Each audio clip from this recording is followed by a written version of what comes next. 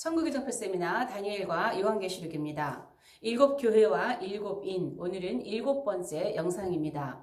저희 영상을 처음 접하신 분들은 채널에 들어가셔서 앞서서 먼저 올린 영상들을 순서대로 연결해서 꼭 보시길 바랍니다.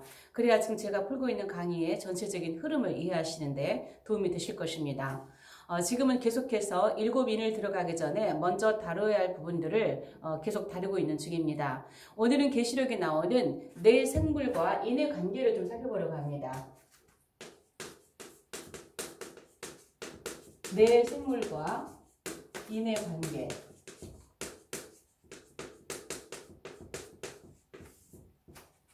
요한계시록에 보면 4장에 보면 생물이 네 생물이 나오고 있습니다.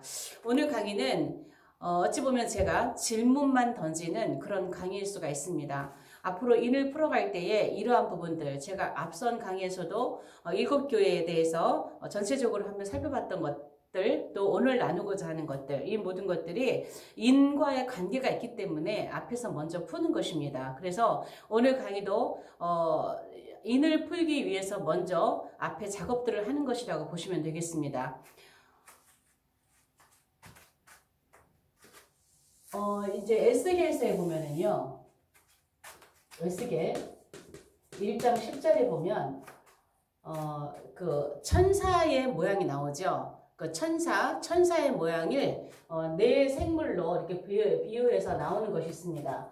하나의 천사의 모습은 사자와 같고, 아니 사람 같고, 에스겔 10장을 보시면 사람 같고, 두 번째는 사자 같고, 세 번째는 소 같고, 네 번째는 독수리 형상의 독수리의 모양의 천사라고 얘기를 하고 있습니다. 이 네 생물이요, 이 네 생물이 그대로 요한계시록에 보면 4장 7절에 보면 네 생물이 그대로 또 나옵니다. 첫 번째, 두 번째, 세 번째, 자, 네 번째, 네 생물이 나옵니다. 근데 이제 요한계시록에는요, 요것이 이제 순서가 바뀌어서 나와요. 순서가. 맨 처음에는 사자가 먼저 나옵니다. 사자. 두 번째는 소가 송아지로 바뀌어서 나옵니다. 세 번째는 사람 모양 같은 천사. 네 번째는 독수리. 자, 그래서 이게 어떻게 나오냐면요, 에스겔에는 이제 천사의 모양을 할 때, 자, 요쪽 면은 사람, 요쪽 면은 사자, 여기는 소, 여기는 독수리, 이런 모양으로 보여주고 있는 것이죠. 그런데 요한계시록에는 이쪽은 이제 하나하나 독립적인 그러한 모습으로 하나의 모양은 사자 같고, 송아지 같고, 또 사람 얼굴 모양 같고, 독수리 같은, 이렇게 보여주고 있는 것이죠. 자, 이렇게 네 생물이 나오는데, 우리가 이제 이 네 생물에 대해서 사복음서에서는 일반 주석이나 또 신학교에서도 그런 이제 들었던 기억이 납니다. 자, 사자는 마태복음이라는 거죠. 송아지는 누가복음이다. 누가복음이 아니라 마가복음. 송아지는 마가복음 순서대로 마태복음, 마가복음, 사람은 누가복음, 독수리는 요한복음이다. 그래서 마태복음은 사자의 복음이라는 것이요. 그래서 왕의 복음이라는 거죠. 왕의 복음. 그러면 송아지는 종의 복음이다 그래요. 종의 복음. 누가복음은 인자의 복음이다. 사람 인자의 복음. 요한복음은 독수리 복음이다. 자, 이런 얘기를 많이 들으셨을 거예요. 자, 요한계시록의 네 생물은 예수님의 사역을 얘기하고 있는 것이다 라고 얘기를 하십니다. 그런데 이것을 이제 요한계시록에서 계시록 6장에 보면은 이제 인이 떼어지기 시작하는데, 자, 요 사자를 요한계시록 6장에서는 첫째 생물 이렇게 명하죠. 첫째 생물이, 또 둘째 생물이, 셋째 생물이, 넷째 생물이, 자, 이렇게 나옵니다. 그리고 이 넷째 생물이 이제 첫째 생물이 네 생물 가운데서 첫째 생물이 이제 흰 말을 불러내죠. 자, 1부터 4인까지 나오는데 첫째 생물이 흰 말을 불러냅니다. 둘째 생물이 붉은 말을 불러내죠. 셋째 생물이 검은 말을 불러냅니다. 넷째 생물이 청황색 말을 불러냅니다.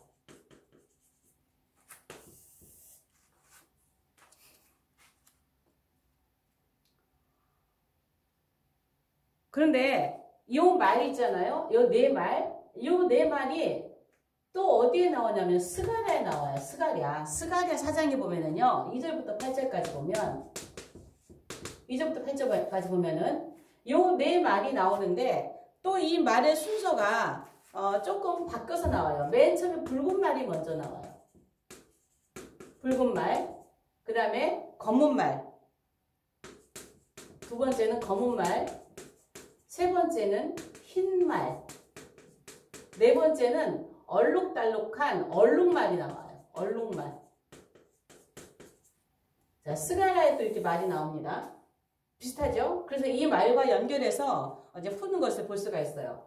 그럼 여기에 이제 근거해서 이제 계시록을 이제 해석하는 사람에 따라서 이제 1부터 4인까지 해석하는 사람에 따라서 어떤 분은 이게 재앙이다 라고 하시는 분들, 그러니까 이 인이 전부 다 재앙이다 라고 하시는 분들, 이분들은 이제 흰 말이 누구다? 적그리스도다.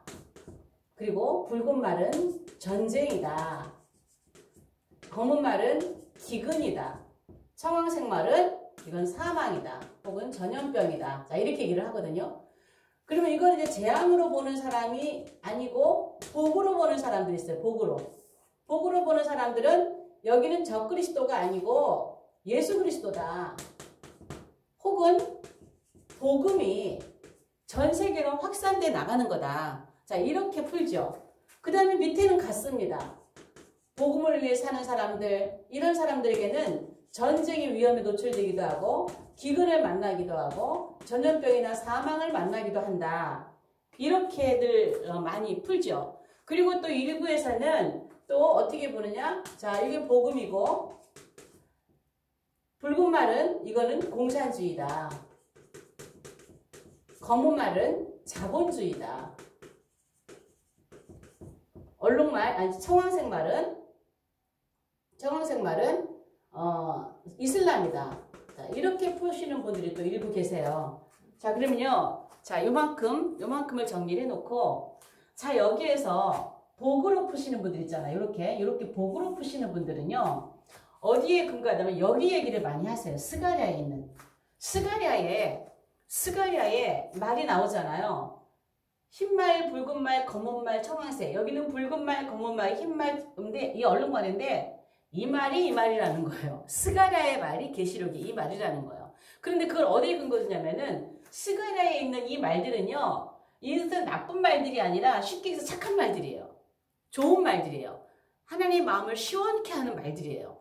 그래서 이 말들이 이거는 스가랴에 있는 말을 하는 거다. 그래서 이거는 재앙으로 보면 안 된다. 복으로 풀어야 된다.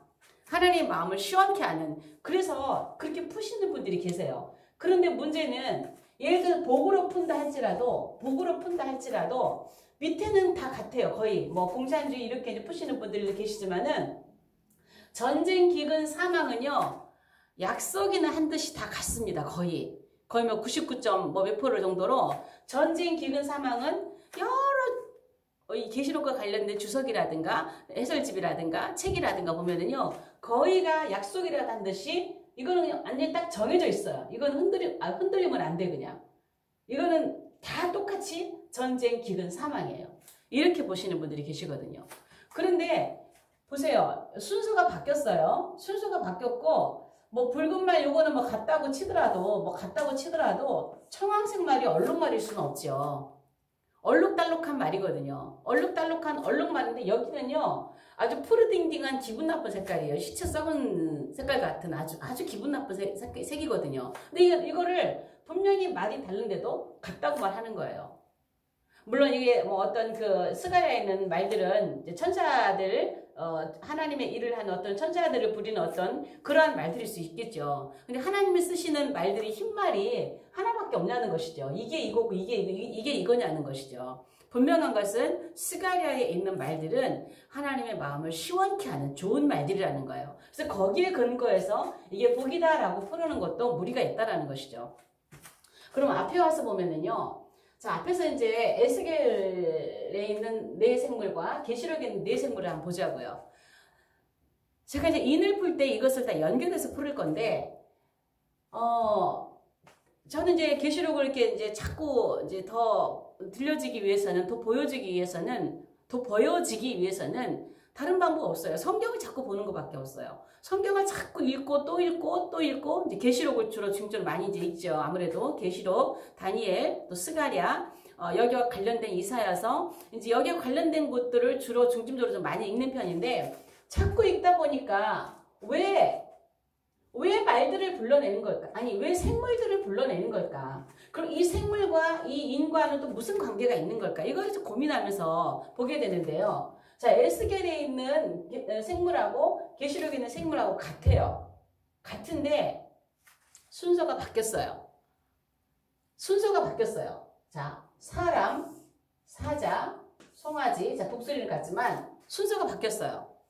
그리고 또 한 가지, 소를 송아지로 바꿨어요. 자, 소를 송아지로 바꾼 데 있어서는 본질은 같습니다. 본질. 자, 말은 망아지잖아요. 소는 송아지. 근데 소의 어미 그러니까 사람으로 말하면 어른 소를 갖다 놓은 게 아니고 아기 송아지를 갖다 놓은 거예요. 그러면 여기에서 마가복음이 종의 복음이라고 그러거든요. 그래서 송아지 복음이라고 그래요. 그럼 여러분 일반적으로 생각을 해보세요. 송아지가 엄마 소만큼 일을 하나요? 송아지가 종이야. 정말 일을 많이 해. 정말 이게 종의 복음이라고 송아지 복음이라고 하는 거거든요. 여기에 근거해서 송아지가 일을 많이 하는 거예요. 여러분 이 송아지는요.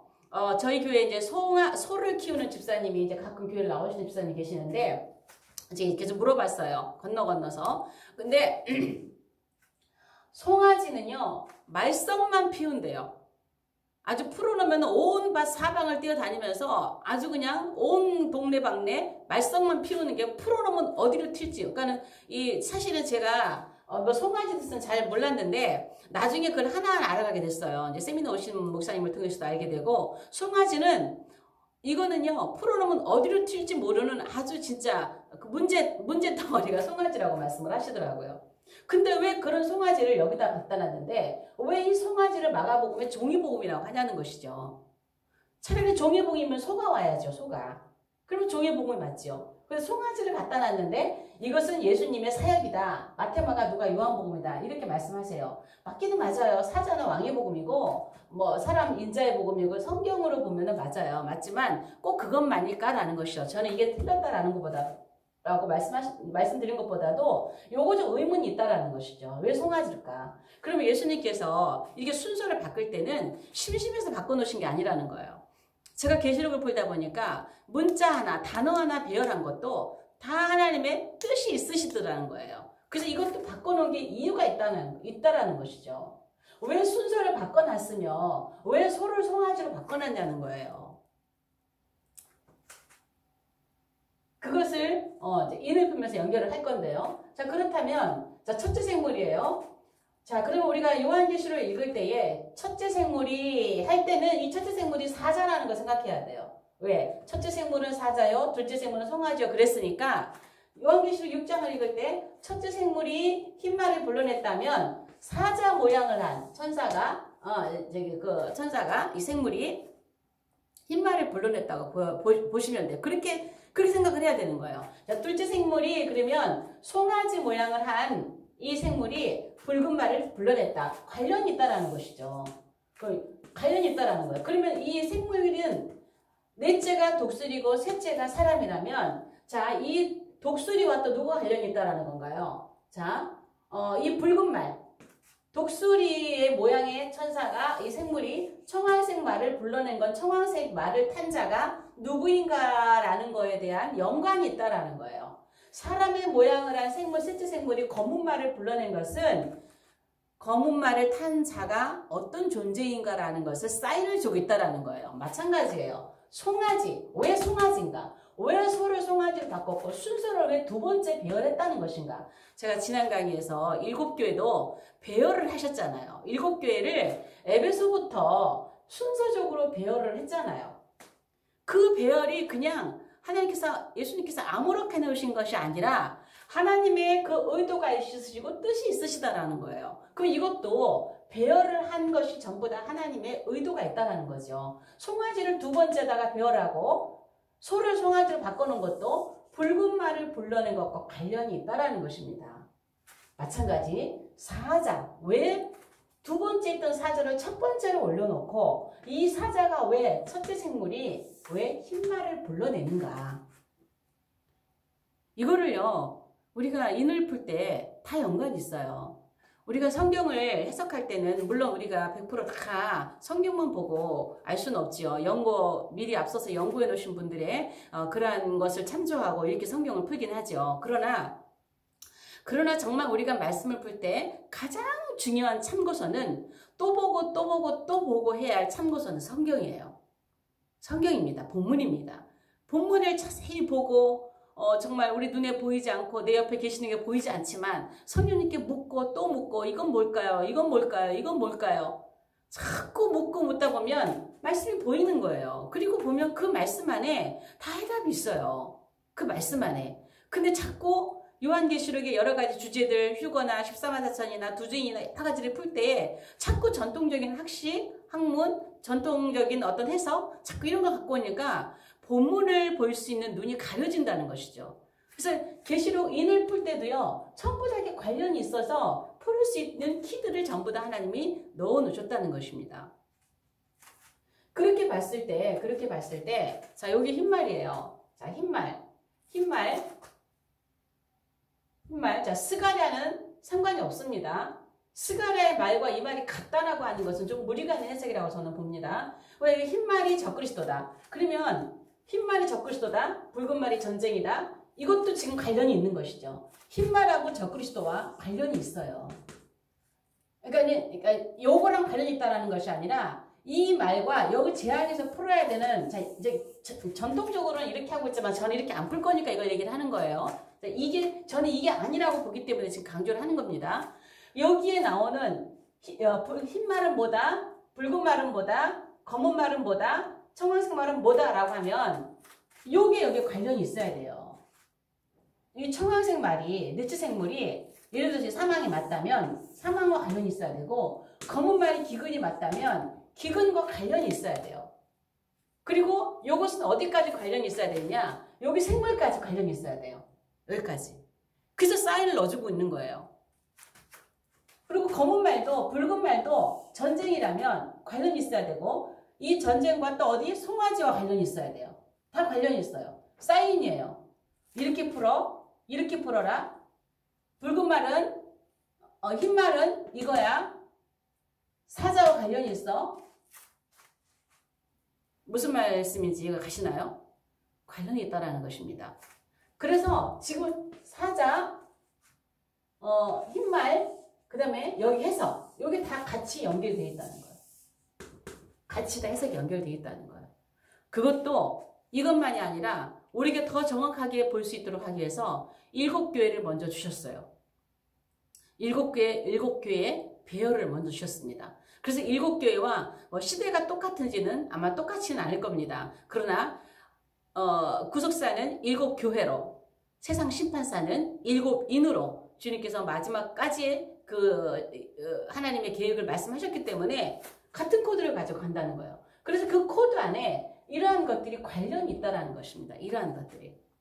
그래서 저는 이 말씀에 여기를 근거로 해서 하나하나 풀을 때마다 이 사자를 끄집어낼 거고, 두 번째 인할 때 송아지를 끄집어낼 거고, 세 번째를 풀 때에 사람 얼굴을 가진 이 생물을 끄집어낼 거예요. 네 번째 독수리. 그렇게 하다 보면 이쪽 저쪽 아구가 맞는 것을 저는 계시록을 풀면서 이렇게 그러한 것을 찾아봤습니다. 그래서 오늘 영상은 여기까지 하겠고요. 다음 영상부터 인을 하나하나 풀어가도록 하겠습니다. 오늘 영상 여기까지 하겠습니다. 영상이 좋으시면 좋아요, 구독, 공유, 또 채널 소개, 댓글로 응원 부탁드립니다. 다음 영상에서 뵙겠습니다.